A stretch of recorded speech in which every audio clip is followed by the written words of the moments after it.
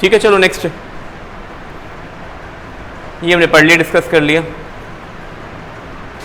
Refractive index characteristic property है, we can't change it medium की, इसकी वैल्यू सिर्फ नेचर पे डिपेंड करती है, and the colour of wavelength. ये भी कॉपी पे लिखो important information about refractive index, बड़ा इंपॉर्टेंट पॉइंट है ये। सभी को ये पता होता है कि रिफ्रैक्टिव इंडेक्स मीडियम की नेचर पे डिपेंड करता है, ये सभी को पता है। ग्लास है तो अलग नेचर है, पानी की अलग है, हनी की अलग नेचर है, बट लास्ट पॉइंट हमें लर्न करना पड़ता है। अलग अलग कलर्स को आप प्रिज्म पे हिट करवाओ, वाइट लाइट होती है ना, प्रिज्म पे जब हिट करती है, प्रिज्म एक ही है, पर्पल या वॉयलेट कलर को, अगर वॉयलेट को ज़्यादा बेंड करता है, रेड को क्या करता है, लीस्ट। इसका meaning same glass material has different refractive index for different colours, ये बड़ा इंपॉर्टेंट पॉइंट है। ठीक है, तो लिख लो ये वाला पॉइंट कि रिफ्रैक्टिव इंडेक्स कैरेक्टरिस्टिक प्रॉपर्टी है, उस value depend upon the nature of the material, पहला पॉइंट। सेकंड क्या है, and the colour of the wavelength, colour, और कलर हमेशा फ्रीक्वेंसी डिफाइन करती है या और वेवलेंथ। ठीक है, अपनी कॉपी पे लिख लो mu inversely proportional to wavelength, mu inversely proportional 1/λ लिख लो। तो जिस कलर की वेवलेंथ जितनी ज़्यादा होनी है, रिफ्रैक्टिव इंडेक्स उतना ही कम होना है। ठीक है,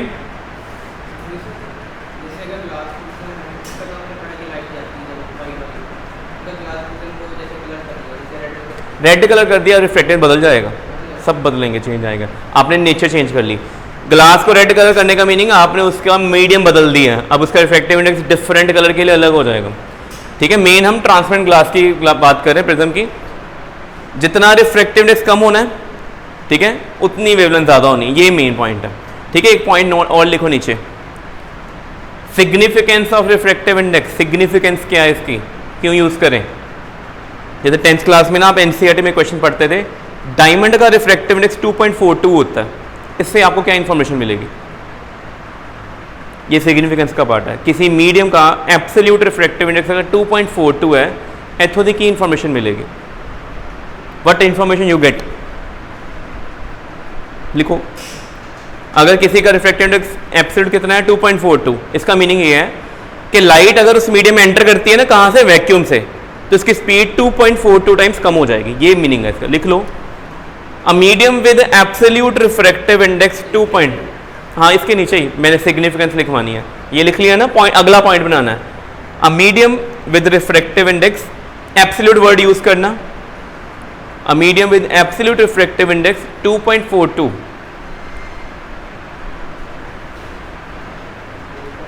लिख लिया, 2.42 लिख लिया। Shows when light travel, shows when light travel from air to that medium, when light travel from air to that medium,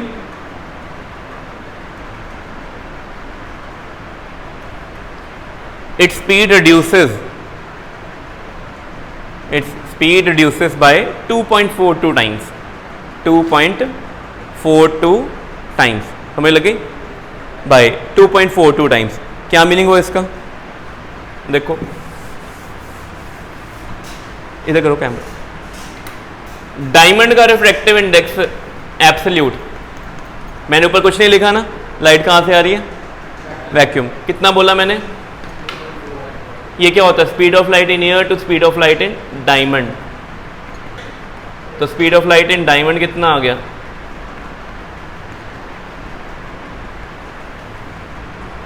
क्या मीनिंग हुआ इसका, स्पीड कम हो गई, बढ़ गई है, कम हो गई है। अगर किसी का रिफ्रैक्टिव इंडेक्स एब्सोल्यूट 1 से ज़्यादा है तो उसमें स्पीड हमेशा कम होगी। किसी का relative refractive index, absolute refractive index लिख लो, absolute refractive index has minimum value of 1 for vacuum, absolute refractive index has minimum value. MCQ पूछ सकते हैं कि भाई एब्सोल्यूट रिफ्रैक्टिव इंडेक्स की वैल्यू कम से कम कितनी हो सकती है, 1 हो सकती है, ठीक है, 1 एब्सोल्यूट दी, ओके दी है वैक्यूम, वैक्यूम तो फास्टर कोई नहीं हो सकता, but relative refractive index can be less than 1, more than 1, but can not be negative, लिख लो। But relative refractive index can be less than 1 और more than 1, but can not be negative. कम भी हो सकता है 1 से, ज़्यादा भी हो सकता है, बट नेगेटिव नहीं होना, ठीक है। तो रिफ्रैक्टिव इंडेक्स की मेन चीज़ क्लियर हो गई। सिग्निफिकेंस, किसी का रिफ्रैक्टिव इंडेक्स अगर 10 है, मान लेते हैं, होता नहीं है, 10 बना लिया, तो स्पीड ऑफ लाइट उसमें जाके 10 टाइम्स कम हो जानी है। किसी का रिफ्रैक्टिव 0.1 है, 1/10, तो 10 टाइम्स बढ़ जानी है। ये चीज़ याद रखनी है आपने, ठीक है। चलो आगे देखें, लॉज ऑफ रिफ्रैक्शन आपने किए हुए हैं, वो आपको पता है। Incident ray, normal and reflected ray, all line same plane, ठीक है। फिर यहाँ पे एक नई चीज़, ये अपने कॉपी पे लिखो, लॉज लिख लो पहले, लॉज ऑफ रिफ्लेक्शन, ठीक है। Whenever light drop from one medium to another medium, frequency and phase of light do not change. MCQ underline करना है, पेपर में MCQ आएगा, light travelling from one medium to another medium, what happen, which of the following is correct. पहले होगा frequency changes, incorrect. दूसरा होगा phase changes, incorrect. Change क्या होता है, स्पीड एंड वेवलेंथ, बस। लाइट एक वेव है ना, वेव के बाद 4 चीज़ें होती हैं, स्पीड, फ्रीक्वेंसी, वेवलेंथ और फेज, ठीक है। फेज एंगल होता है, frequency fingerprint of A light wave, वो चेंज नहीं होता, वेवलेंथ होता है, और लास्ट में क्या होगा, स्पीड। चेंज किसने होना है, स्पीड एंड वेवलेंथ। लिख लो पहला point, frequency and phase never changes, however velocity and wavelength changes, ये चेंज होते हैं, and both are directly proportional.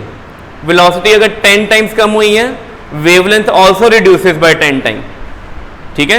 लिख लो, ये सारी लाइन लिख लो, और लास्ट में लिख लो velocity and wavelength are directly proportional. Velocity and wavelength are directly proportional,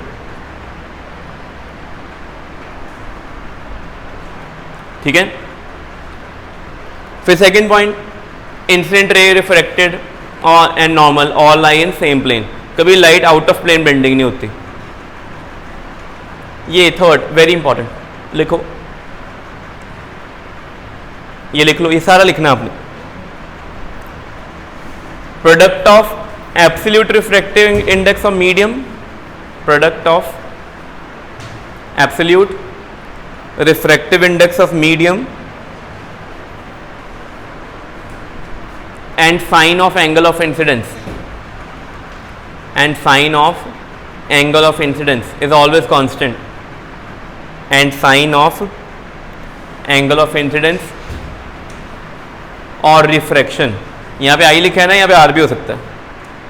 sine of angle of incidence और refraction is always constant, ये मीनिंग है।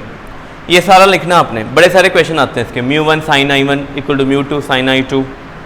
I1 कौन है, I इंसिडेंस एंगल, I2 कौन है, R रिफ्रैक्शन एंगल। μ1 हमेशा कौन सा मीडियम होगा, पहले वाला। क्या ये एब्सोल्यूट है कि रिलेटिव है, एब्सोल्यूट। ऊपर क्वेश्चन लिखा ना, ये कौन है, absolute of second medium. Light 1 से 2 में जा रही है, उसका मीडियम μ1 से कितने चेंज हो रहा है, μ2 में। और नॉर्मल के साथ पहले मीडियम में कितना एंगल बनाया, I इंसिडेंस एंगल, दूसरे मीडियम में कितना एंगल बनाया, R रिफ्रैक्शन एंगल। ये दोनों का प्रोडक्ट क्या रहता है, सेम। प्रोडक्ट सेम रहने का meaning they are inversely proportional. लिखो mu inversely proportional to 1/sin, लिख लो mu proportional 1/sin I, mu proportional 1/sin I, लिख लो। अब आप बताओ, जिस मीडियम का रिफ्रैक्टिव इंडेक्स ज़्यादा होगा वहाँ पे I क्या होगा, छोटा के ज़्यादा होगा। अगर म्यू बड़ा है I छोटा होना है, जिसका म्यू छोटा है उसमें I क्या होना है। अब इसको हम पेपर में चेक करते हैं, क्या ये ट्रू भी है ऐसे कि नहीं।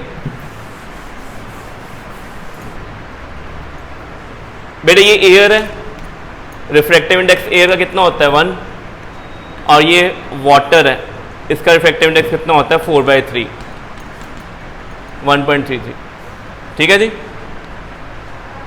लाइट ऐसे आ रही है, ये नॉर्मल है, ये बना I1 I एंगल। आप बताओ इसका रिफ्रैक्टिव इंडेक्स कम था, इसका रिफ्रैक्टिव इंडेक्स क्या है, ज़्यादा है। What will happen to this angle, यहाँ पे जो अगला R एंगल आएगा वो I से छोटा होगा, I से बड़ा होगा। ये बताओ, μ1 स्मॉलर है μ2 से, तो I क्या होना है, R से बड़ा होना है, तो ये एंगल छोटा बनेगा, तो ऐसे ही आएगा। तो बताओ ये बेंड टुवर्ड नॉर्मल के अवे फ्रॉम नॉर्मल। और मैंने ऐसे ही बताया था पहले भी कि फास्टर मीडियम में ज़्यादा लाइट डिस्टेंस कवर करती है, शॉर्टर में कम, स्लोअर में कम करती है, और बेंड टुवर्ड नॉर्मल। तो जैसे जैसे आपका रिफ्रैक्टिव इंडेक्स मीडियम का जितना ज़्यादा होना है, उस मीडियम में एंगल क्या होना है, उतना ही छोटा होना है। समझ लगे? पहले कोई डाउट इसमें? लाइन लिख लिए, ड्रॉ कर लो डायग्राम, और ये भी लिखो साथ में कि μ1 is less than μ2, I is more than R। ठीक है,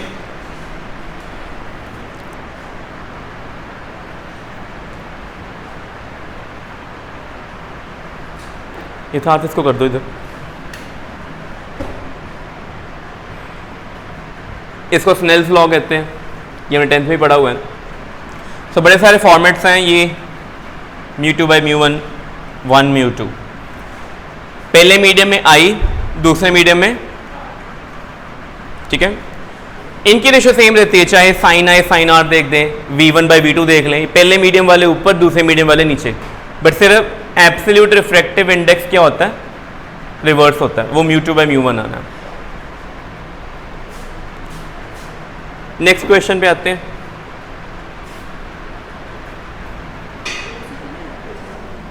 नहीं, क्वेश्चन पेपर, चलो नेक्स्ट पे आए।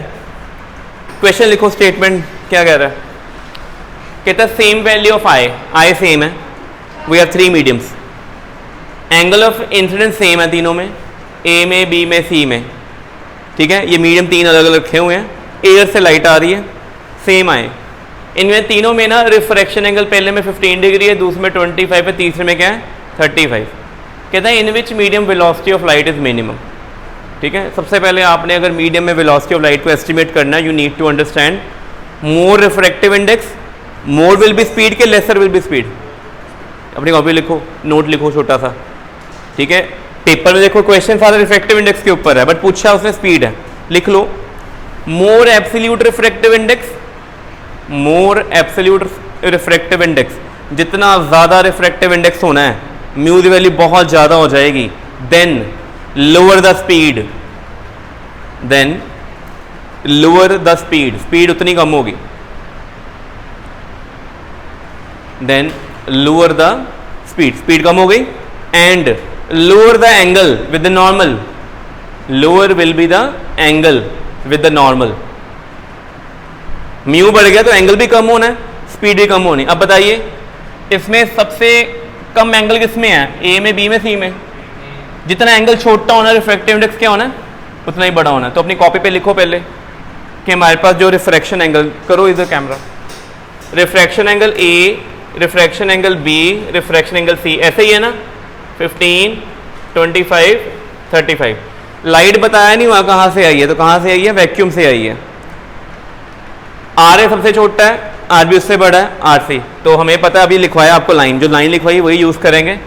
क्या होगा यहाँ पे, mu A, mu B, mu C implies v A, v B, v C. तो हमारा करेक्ट आंसर पूछा गया था पेपर में, हो सकता है they can ask you arrange the speeds in ascending order, 1 mark question, case study आ सकती है इसके ऊपर। सेकंड आएगा arrange refractive indices in descending order, वो भी कर दिया।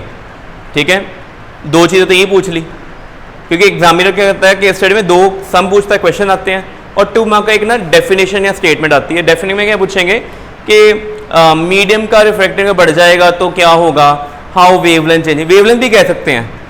वेवलेंथ, आपको वेवलेंथ वाला पॉइंट लिखवाया था, बताओ speed is directly proportional to wavelength और इनवर्सली?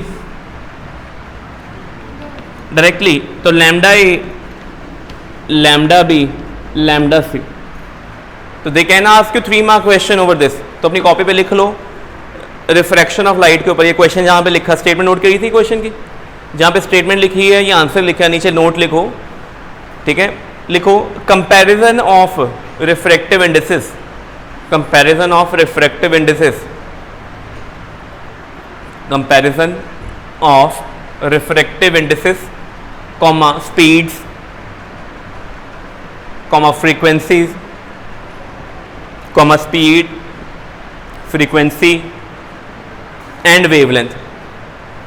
इसको बॉक्स में डाल लो, लिख लो, वेरी इंपॉर्टेंट। कंपैरिजन में shortest, minimum, maximum, ascending order, descending order, कुछ भी आ सकता है पेपर में। ठीक है, तो एग्जामिनर ने अगर कंपिटेंसी बेस्ड क्वेश्चन डालने हैं तो उसने ये अंडरस्टैंडिंग डालनी कि आपको ये चीज़ें पता थी, कोई डेरिवेशन नहीं बनती ना, तो जिन्हों ये बारे पता सी फॉर्मूले के बारे कि जिन्ना ज़्यादा रिफ्रैक्टिव इंडेक्स है मीडियम का उतना ही छोटा एंगल, उतनी ही कम स्पीड, उतनी ही कम wavelength, frequency never changes, frequency fix रहेगी। ठीक है, नेक्स्ट अगला टॉपिक है refraction through glass slab. Heading डाल लो, थ्योरी नहीं लिखेंगे, डायग्राम बनाएंगे और डायग्राम को समझेंगे। Refraction through glass slab,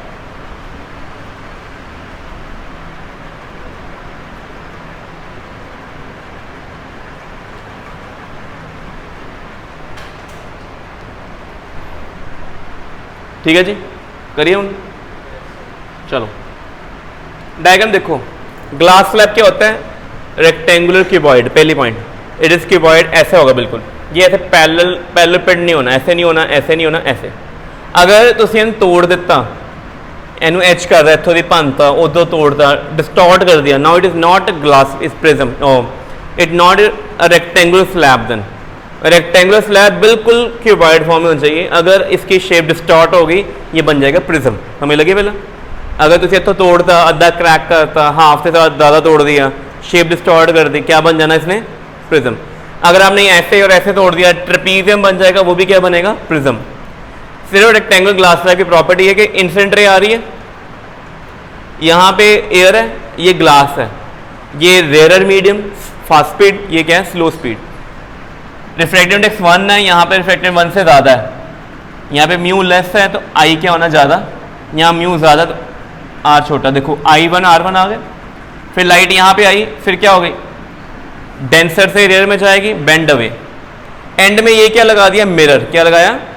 mirror बिल्कुल इसके परपेंडिकुलर रखा है ऐसे, इसको बोलते हैं ऑप्टिकल रिवर्सिबिलिटी। अगर प्लेन मिरर पे अगर बिल्कुल नॉर्मल इंसिडेंट लाइट आ रही है ना ऐसे, तो लाइट का I 0 है, R भी 0, लाइट ने ऐसे चले जाना। ठीक है, तो लाइट देखो डबल एरो आ रहे हैं यहाँ पे, ये डबल एरो क्या शो करे? लाइट आगे हिट की, फिर रीट्रेस करके, इसको बोलते हैं ऑप्टिकल रिवर्सिबिलिटी। क्या बोलना है?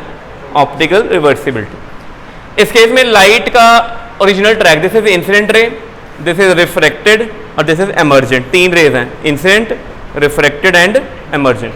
क्या इंसिडेंट रे और एमर्जेंट रे पैरेलल हैं? पेपर में पहला क्वेश्चन ये आएगा, शो दैट, लिख लो, 2 mark question. Show that incident ray and emergent रे, इंसिडेंट रे एंड एमर्जेंट रे are parallel. Incident ray and emergent ray are parallel for refraction through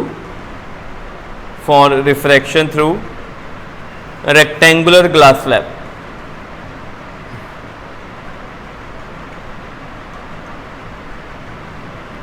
Rectangular glass slab. ठीक है, paper में question क्या आएगा? इनमें gap है,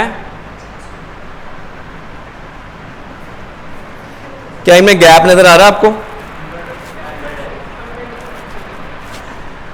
अच्छा, ये जो गैप नजर आ रहा है, पेपर में क्वेश्चन आएगा, इस गैप को बोलते हैं क्या? लिखो,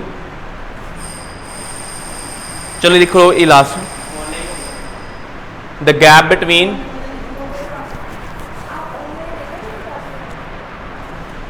between emergent ray and incident ray, the gap between emergent ray and incident ray, जो m n डैश है, इसको बोलते हैं लेटरल शिफ्ट। लिखो, m n dash equal to lateral shift. क्या बोलना है इसको? Lateral shift. अब क्वेश्चन आता है लेटरल शिफ्ट डिपेंड किस पे करता है? 3 चीजों पे करता है, लिख लेते हैं। लिखो, lateral shift depend upon refractive. पहला पॉइंट क्या लिखोगे? Refractive index. जितना इस मीडियम का रिफ्रैक्टिव इंडेक्स बढ़ाते जाओगे ना, ये गैप उतना बढ़ता जाएगा, दिस गैप। ठीक है, लेटरल शिफ्ट। दूसरा, refractive index of the medium, पहला पॉइंट। सेकंड आएगा एंगल ऑफ इंसिडेंस। ये एंगल ऑफ इंसिडेंस जितना ज्यादा होना है, मान लो देखो ये लाइट इतनी ज़्यादा बेंड हो रही है, इतनी ज़्यादा बेंडिंग, एंगल बहुत ज़्यादा, इसने उतना ही ज़्यादा गैप शो करना है। अगर ये I1 छोटा था, गैप भी क्या होता है? कम। सेकंड पॉइंट क्या है? Angle of incidence. थर्ड है थिकनेस। स्लैब पतली है, गैप कम है, स्लैब थिक है, गैप भी क्या होगा? ज़्यादा होगा। ठीक है। तो शो दैट में आपने जो करना है वो हम अगले लेक्चर में प्रूफ करेंगे इसको, ठीक है। बाकी नेक्स्ट करते हैं।